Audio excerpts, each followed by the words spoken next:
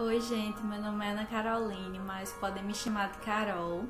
E nesse vídeo eu vou contar um pouco como foi a minha trajetória da escola até o curso de farmácia e até a aprovação em medicina. Bom, antes eu queria avisar que esse som no fundo foi um som de piano que eu coloquei porque meus vizinhos estão dando festa, então tá um barulho muito alto ali, eu espero que vocês não escutem. E esse vídeo também não vai ter nenhuma edição. E se vocês... E eu tô com a voz a garganta um pouco irritada, porque acenderam fogueira ontem aqui perto. Inclusive eu tentei postar o vídeo ontem, só que eu tossia o vídeo inteiro. E a internet tava muito ruim, então não deu certo nem gravar, nem postar. Bom, e agora dito essas mensagens, tô aqui com minha garrafinha d'água para o caso do pigarro, né, na garganta. Eu vou contar um pouco de como era. Eu sempre fui uma criança muito estudiosa, muito leitora. Eu era aqueles pirrai que gostava de ler. Chegava a ler 200 livros por ano. Então eu gosto de ler até hoje. É um hobby assim que, apesar de não andar praticando muito, eu ainda gosto muito. E assim, a minha educação ela foi muito rígida. Eu fui criada naquele sistema. Mulher que faz as coisas em casa, você tem que se preparar para quando for casar e é isso. Sua vida vai ser essa. Vai casar, ter filho, estudar e ser obediente e ficar em seu lugar que esse é o seu papel. Basicamente foi essa assim, a minha criação. Então o que era que acontecia? Eu tenho 2 irmãos homens. Um é 2 anos e meio mais novo do que eu, o outro é 9 anos. E eles não precisavam fazer nada em casa, nem botar o prato que comia na pia. Era tudo... Eles lavavam o banheiro uma vez ou outra, varriam assim a área, mas não tinha aquela obrigação de acordar cedo todo dia para fazer almoço, arrumar a casa, ainda cuidar deles, olhar a tarefa da escola, à noite fazer janta, lavar louça, porque quando eu nasci, meus pais tinham 19 anos e minha mãe só tinha até a 4ª série do fundamental. Então, ela voltou para a escola quando eu estava na 3ª série e ela estudava à noite. De dia trabalhava e à noite estudava. E como a gente não tinha condições assim de se manter, de pagar outra pessoa para fazer as coisas em casa, acabou que essa minha ajuda foi necessária. Só que o que me deixava virada da vida é que os meninos não precisavam fazer nada, mesmo eles em idade assim, por exemplo, eu com 9 anos já tinha que cuidar da casa inteira. Eles com 9 anos não precisavam fazer o tanto de coisa que eu fazia, sabe? Isso me deixava virada da vida, tanto que eu era muito arengueira. Arengueira lá no interior, pra quem não sabe, é aquela pessoa que reclama mesmo, assim, que fica, não acho isso certo, não acho isso justo. Só que com o tempo eu fui aceitando. E aí, quando eu tinha 10 anos, minha mãe adotou uma menina de 13 que ela morava com a minha tia. E a minha tia mudar de estado, ela não queria ir. Então ela passou a morar com a gente, a minha irmã, que foi muito bem aceita por a nossa família. E inclusive está prestes a ganhar neném. Então vamos lá. Eu também sofria muito bullying na escola, então eu era uma criança que tinha muito medo assim de dizer o que eu sentia. Eu não costumava me negar nada. Por exemplo, você dizia, faça isso aí, eu ia lá e fazia sem questionar e ainda pedia desculpas se você achasse ruim. E assim, eu não costumava dar muito a minha opinião, porque na escola eu era ridicularizada, né, muitas vezes por isso. Sofria muita humilhação, assim, tanto que isso foi uma coisa que refletiu na minha vida adulta. E eu demorei muito tempo para conseguir, digamos assim, passar essa barreira. E em casa eu era reprimida na questão de dar minha opinião, de dizer assim o que eu achava, ou de me negar a fazer qualquer coisa. Isso era algo assim totalmente reprimido. Eu era aconselhada a não ter amigos, a ficar em casa e até para fazer trabalho assim na casa das minhas amigas era uma reza, o mal do mundo. Era um negócio assim que, pelo amor de Deus. Então eu fui pro ensino médio com 13 anos, que eu era uma criança também muito precoce, inclusive me adiantaram de série. E essa escola era na cidade vizinha, era 50 quilômetros da minha cidade mesmo. Então eu tinha que acordar às 5h30 da manhã para estar na escola de 7 horas. Eu passava o dia na escola, tinha 9 aulas por dia e à noite, quando chegava em casa, tinha os 2 meninos para cuidar.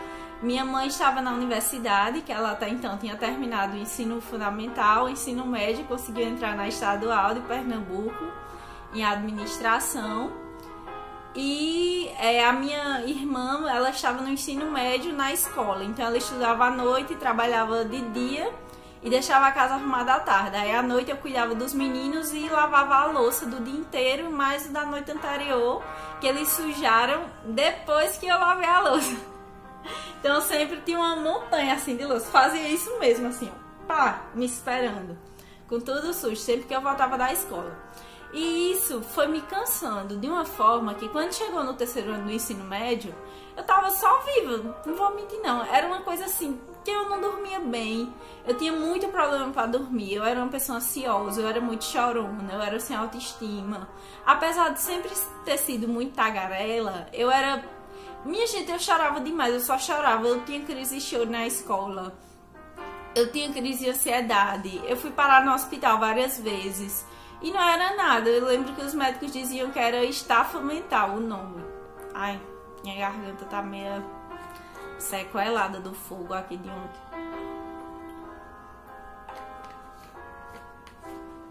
Tô inclusive até com um pouco de dor de cabeça, porque fumaça é um negócio assim que... não, sabe? Por isso que eu tô meio assim, que eu tô com dor aqui, ó, nas têmporas. Mas vamos lá. Então, assim, depois que terminou o ensino médio, eu fui informada que eu ia fazer cursinho em Recife. E ia morar lá com as pessoas que eu não conhecia, mas que eram da minha família, que tinha algum grau de parentesco comigo, apesar de um pouco distante. E eu tinha 16 anos, então eu tava péssima, eu não dormia bem, eu tinha autoestima baixa, eu chorava muito, eu me sentia muito sozinha, eu me sentia assim, como é que eu posso dizer? Não sei, eu sentia como se eu não fizesse diferença pro mundo, sabe? Era assim que eu me sentia, como se tanto faz. E nesse apartamento eu comia o pão que o diabo amassou. Porque eu odiava a cidade, eu detestava o apartamento. E foi uma coisa assim que eu não fui nem consultada, só ouvi, você vai e pronto, viu? Tá legal aí? Foi basicamente isso. Inclusive eu nunca era consultada pra nada, era sempre assim. A vida era minha, mas eu não podia decidir nada, absolutamente nada. Eu não podia nem opinar, assim, dizer, ó, eu acho isso, não. Fica aí na sua. Porque lá no interior, principalmente na época que eu nasci, em 94, né? Filha mulher só pra obedecer e abaixar a cabecinha e dizer sim, senhor. Nada muito além disso. Graças a Deus que está mudando.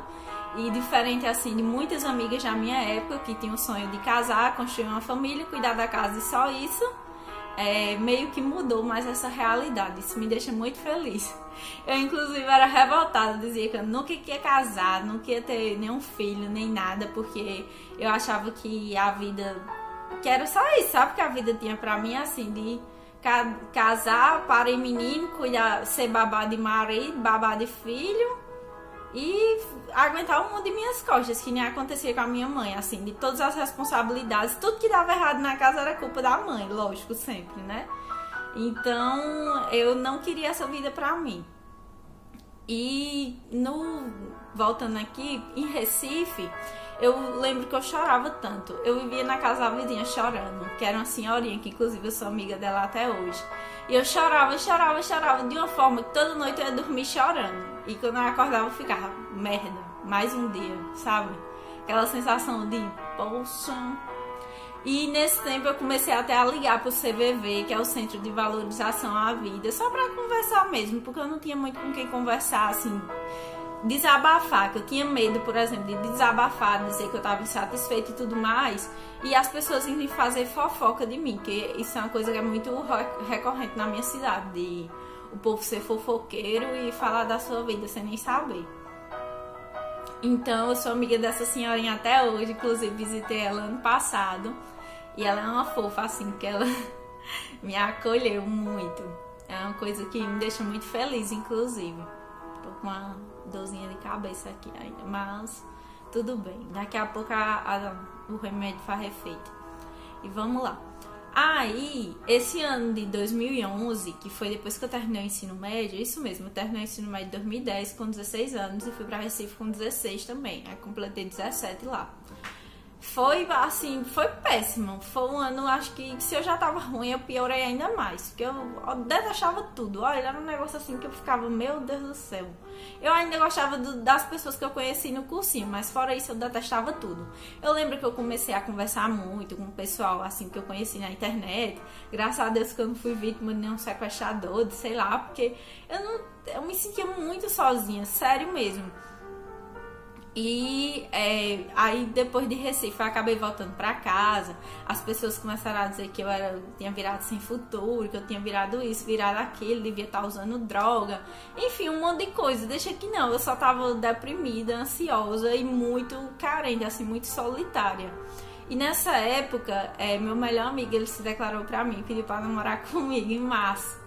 Eu vim dar a resposta em 30 de junho, para ser mais exata, mas a gente acabou convencionando que o aniversário de namoro ia ser dia 6 de março, que foi quando ele me pediu, porque desde então a gente nunca mais parou de manter contato.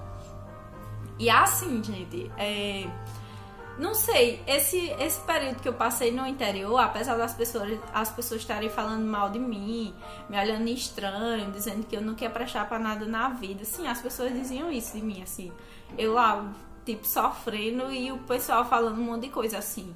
Eu percebia, por exemplo, se eu fosse numa padaria, as pessoas me olhando com um olhar diferente, sabe? De quem tava só esperando eu virar as costas pra começar a falar de mim.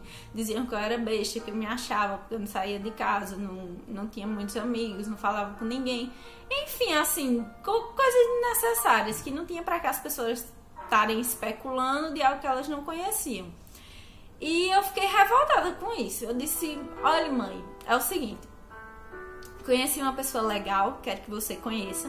Ela conheceu o meu melhor amigo, que era amigo desde o tempo da escola, e gostou realmente dele, viu que eu tinha razão e me deu um voto de credibilidade. Então ela passou assim a ser mais, digamos assim, compreensiva comigo e mais flexível.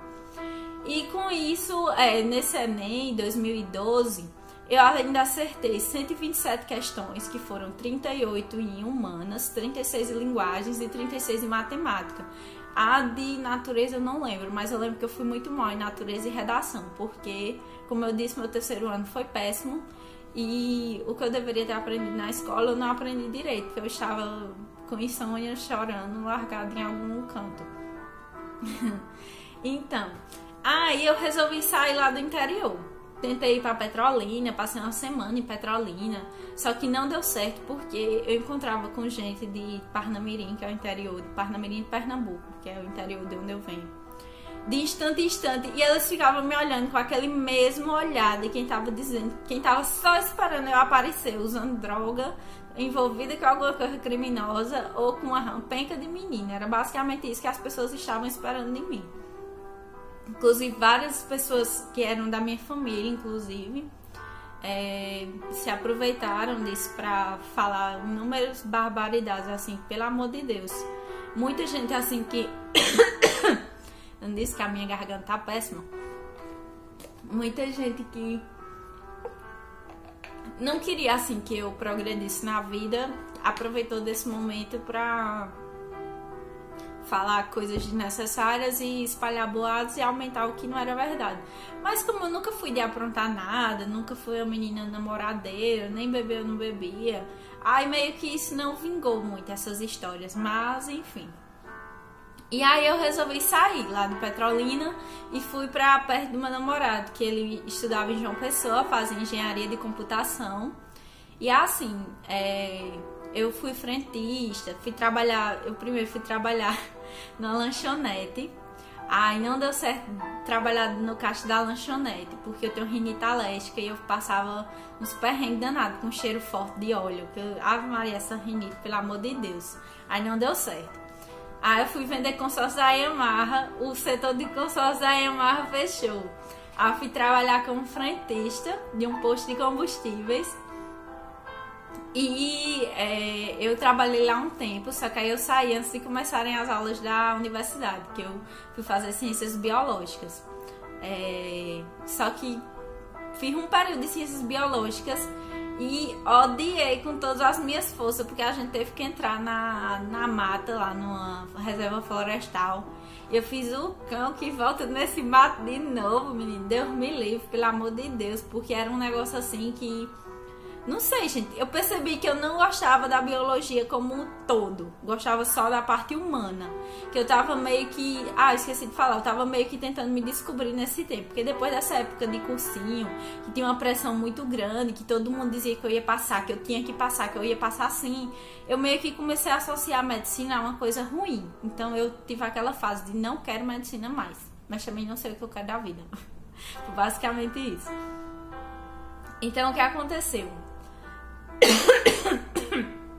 Ai. É isso que dá morar perto de gente que gosta de acender fogueira. Então o que aconteceu? Eu tava naquela fase, não sei o que eu quero, não sei de nada, estou me descobrindo. Aí nessa época eu também comecei a fazer terapia, porque eu percebi que eu tinha um problema. Não era normal a pessoa acordar já pensando na hora de ir dormir, ou pensando que poderia nem acordar, que seria muito melhor, sabe? Então eu era uma pessoa muito ansiosa, eu adoecia muito, eu tinha crise de ansiedade na rua, eu chorava assim do nada, eu tava boazinha assim que nem eu tô agora, começava a escorrer as lágrimas e eu começava a chorar. Ai. E eu começava a chorar. Isso não era algo normal, só que nunca foi dada atenção enquanto eu morava no interior. E assim, na terapia eu lembro que eu falei pra psicóloga que eu não entendia porque aqui todo lugar que eu chegava as pessoas me faziam de alvo, eu não fazia nada pra elas, porque aqui todo canto que eu chegava eu sofria bullying. Aí ela falou, você não percebeu até hoje? Eu falei, não. Ela, é porque você permitia. Aí deu aquele estalo assim, ó. Eu não preciso aceitar tratamento que eu não mereço. Olha que legal, né? E foi exatamente isso que eu comecei a fazer a partir daí. Eu comecei a não aceitar menos do que eu mereço. Isso já foi... Isso tem tempo já. Eu não lembro nem direito qual foi o ano. Foi 2013. Foi em 2013 eu saí de casa pra outra cidade. E em 2013 eu comecei ciências biológicas. E em 2013 eu acordei pra vida desse negócio da autoestima. Aí, de 2013 para 2014. Aí eu decidi mudar de curso. Entrei em 2014.2 em ciências biológicas, não, Deus me livre. Em farmácia, na UFPB. E até então eu tinha ainda aquelas minhas dúvidas, como eu até falei no primeiro vídeo. Será que eu realmente quero medicina? Eu não sei, mas eu sei que eu não estou satisfeita com onde eu estou agora. Apesar de me sentir mais feliz, eu não estou satisfeita. Então eu vou estudar sério para o vestibular e vou fazer por mim de uma forma que eu possa escolher lá na frente o que eu quero fazer. Eu não sei se eu quero medicina, não sei se eu quero outro curso, não sei o que é que vai ser daqui pra frente, mas eu vou me esforçar e fazer por onde não ter arrependimentos depois. Porque eu tinha muito isso, eu ficava remoendo muito esse passado, assim, de pensando, poxa, eu perdi tanto tempo da minha vida chorando, tanto tempo me lamentando, tanto tempo passando mal, eu poderia estar fazendo alguma coisa por mim, olha o tempo que eu já perdi. Eu ficava muito nesse looping, assim, eu deveria ter feito isso, eu deveria ter feito aquilo, eu deveria ter sido mais forte, eu deveria ter feito isso e aquilo. Mas aí, sabe, aí eu acabava perdendo mais tempo me lamentando com essas coisas e eu ficava pensando, sim, mas eu era uma criança. Eu tinha muita responsabilidade, eu era entupida de responsabilidade. Como era que carga que eu ia ter, sei lá, juízo pra dizer, não, eu vou ter maturidade aqui, sabe? Então, foi algo assim muito complicado. Inclusive, isso foi assim, esse negócio da mulher precisar fazer as coisas em casa. Foi algo que eu briguei muito com a minha mãe, principalmente, que ela ainda era uma pessoa flexível, então dava pra conversar. E assim, ela foi criada trabalhando na roça para ajudar no sustento de casa e cuidando dos irmãos e da casa. E ela tem 13 irmãos. Então, foi algo muito difícil assim de quebrar esse padrão cultural. Mas ainda bem que ela me deu ouvidos e deu certo. Tanto que hoje meus irmãos fazem sim as coisas em casa, apesar de não morar mais em casa, é assim, só ir lá uma vez por ano, mas é uma relação totalmente diferente. Então isso foi uma vitória muito grande. Inclusive minha mãe, ela também mudou assim, digamos, os ares, que tanto eu como ela, a gente se afastou de várias pessoas que não nos faziam bem.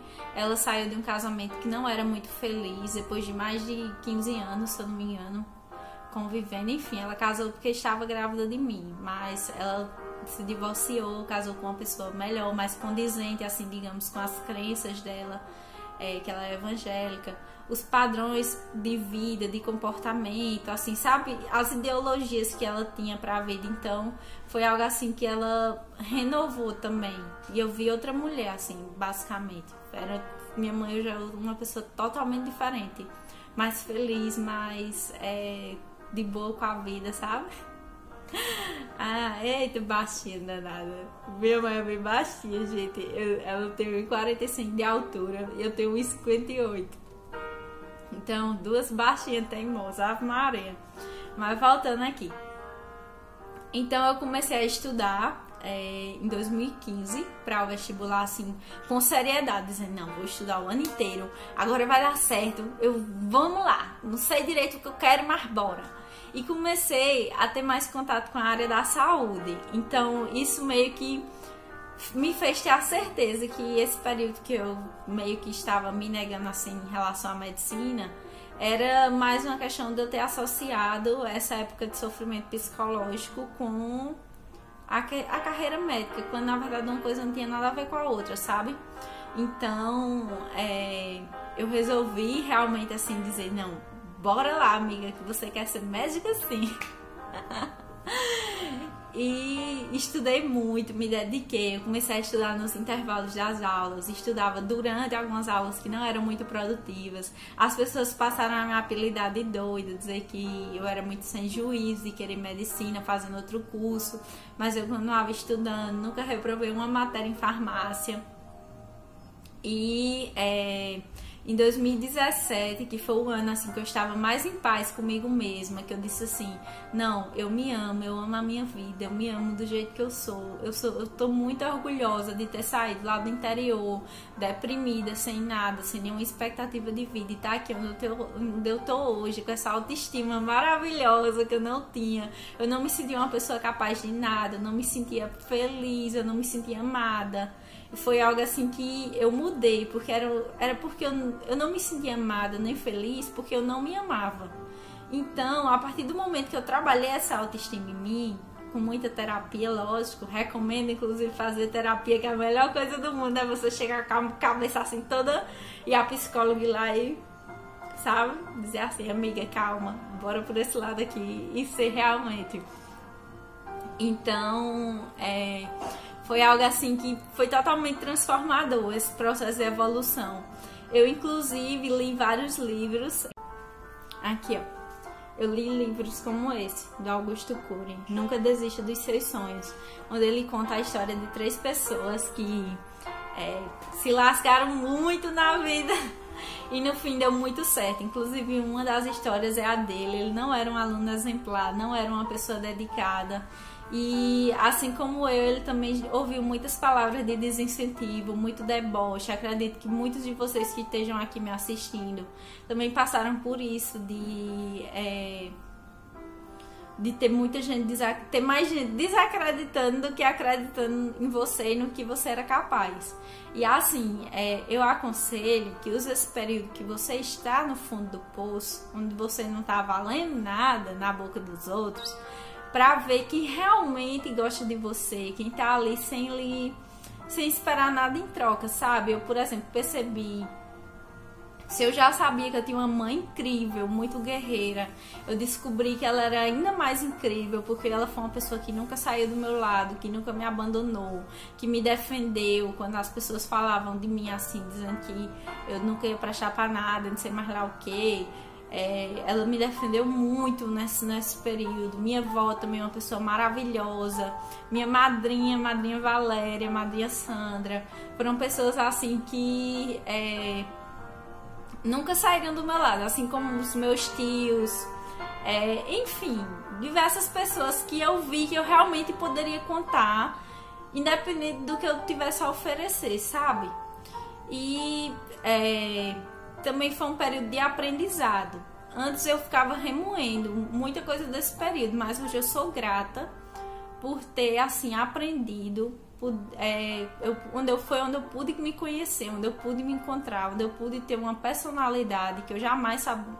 Não tinha como eu saber o que eu queria se eu não podia nunca querer nada, sabe? Então, assim, foi um período de muito aprendizado.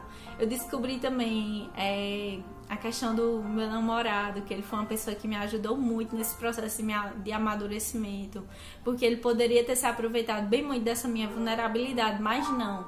Eu lembro que toda vez que ele falava que alguma coisa que eu fiz não estava muito certa, eu tava lá, meu Deus, desculpa. Aí ele, calma, menina. Também não é assim, não. E ele, assim, me ajudou muito nessa questão de me ensinou a dizer não, a saber, a procurar o que eu queria realmente, a encontrar a minha essência. Ele me ajudou muito nessa questão, sabe? Então, o conselho que eu dou é: usem essa época de fundo do poço para descobrir quem realmente está ao seu lado e recomece. É isso, enquanto você estiver vivo, você tem uma chance de recomeçar, de seguir em frente. Não faça como eu, que deixei evoluir demais esse período de bad. Busque ajuda logo no começo, quando você começar a levantar, a acordar todo dia com aquela sensação que não deveria ter acordado. Procure ajuda, porque isso não é algo normal. E tente achar a sua essência, o que é que você tem que você quer mudar, sabe? E assim, 2017 foi o ano que eu fui aprovada, como eu falei no primeiro vídeo aqui do canal, e foi o ano que eu estava mais feliz e mais em paz comigo mesma. Então, hoje eu tenho amigos verdadeiros, eu tenho uma família maravilhosa, que também tem isso, assim, a questão da diferença entre família e parente, que eu falei lá no primeiro vídeo também. Então, eu tenho uma família maravilhosa, eu tenho amigos maravilhosos, e estou em paz comigo mesma. Tanto que quando eu fui aprovada, eu poderia muito bem ter postado em todo buraco. Passei, tá vendo? Só que eu não fiz isso. Eu nem publiquei em lugar nenhum. A notícia foi que se espalhou aí.